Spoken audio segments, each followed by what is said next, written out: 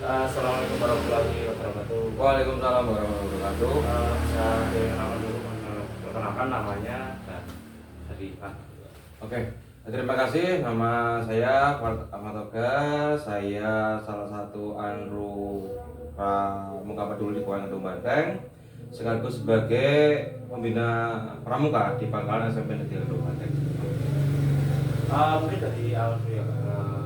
Saya mohon maaf ya, izin bertanya-tanya, Kak. Iya. Jadi ada beberapa pertanyaan, mungkin nanti bisa sambil ya santai saja, gitu ya, Kak.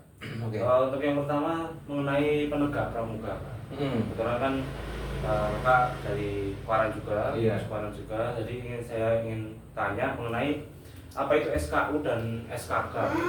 Ya, begini Kak Roli.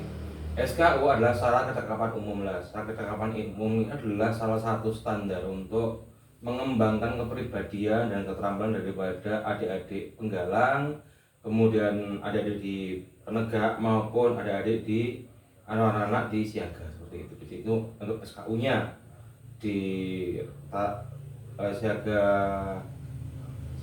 dari mulai siaga mula batu tata, kemudian dari penggalang ramu rakit terap, kemudian dari penegak ada siaga, ada bandara dan laksana. Jadi itu untuk sebagai satu standar untuk keterampilan dan kepribadiannya.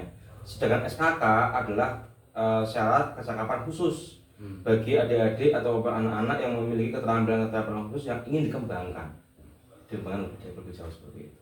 Intinya seperti syarat kelulusan gitu ya. Iya, kelulusan untuk SKU-nya. SKK itu pencabangan. Pencabangan. Dia inginnya kemana? Oke, lanjut ke pertanyaan selanjutnya.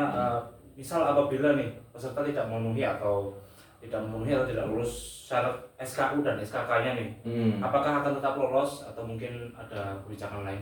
Oke, Kak. Jadi dalam masing-masing jenjang siaga, penggalang, penegak itu dibatasi oleh usia. Jadi ketika dia di siaga 7 sampai 10 tahun. Nah, ketika dia di siaga mula, teman-teman seangkatannya dia kelas 3, kelas 4 sudah mulai naik ke terap ke tata atau ke bantu, sudah dia masih di mula. Ya kita motivasi terus. Semampunya anak tersebut, yang penting anak tersebut bisa menjalani dan memahami apa itu isi dari SKU. Seperti itu.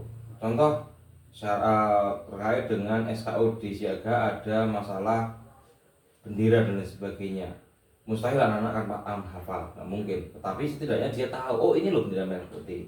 Jadi ada kerangka berpikirnya itu jelas. Oh bisa lanjut seperti itu. Ketika kok sampai di siaga atau di penggalang rakit usia udah mentok 15, ya otomatis dia mau tidak mau stop. 11 lebih 11 bulan dia udah stop. Dia masuk di penegak, otomatis nanti kembali ke nol lagi di penegak, seperti itu. Oke. Berarti untuk pertanyaan selanjutnya itu berarti harusnya pernah ya Pak?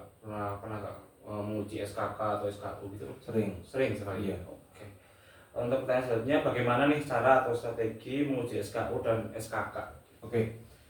Sebagai seorang pembina pasti akan memiliki jadwal rundown dalam 1 tahun pembelajaran di sekolah maupun di luar sekolah. Itu ada, kita buat rundown untuk 1 tahun itu. Katakan kelas 7 di SMP, dia baru masuk, terdata dulu adakah yang dari SD itu sudah ramu, kita klasifikasikan SKU mana, ada sertifikatnya tidak, adakah ini, oke kita kalkulasi.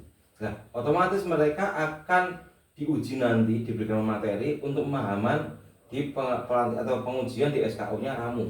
Sedangkan ada yang dari SD ke SMP yang masih nol, dalam artian ramu pun belum, lah kita basic lagi dari ramunya dulu. Seperti itulah berjenjang. Kemudian ada tahap-tahap metode pembelajaran dalam kepramukaan dan menyenangkan. Jadi meskipun di penggalang itu materinya sangat luas teorinya, tetapi kita berikan materi-materi yang berselang-seling dan menyenangkan. Jika ada itu paham. Dalam 1 bulan bisa 2 kali SKU. Jadi dalam 1 semester itu setidaknya bisa mencapai 30 SKU. 30 poin itu dapat terjangkau di penggalang seperti itu. Ada intinya semua ada targetnya, Ada targetnya. kemudian ada tahap-tahapnya. Iya, betul. Itu untuk di bagian wawancara mengenai penegak dan Iya. SKU dan lain-lain.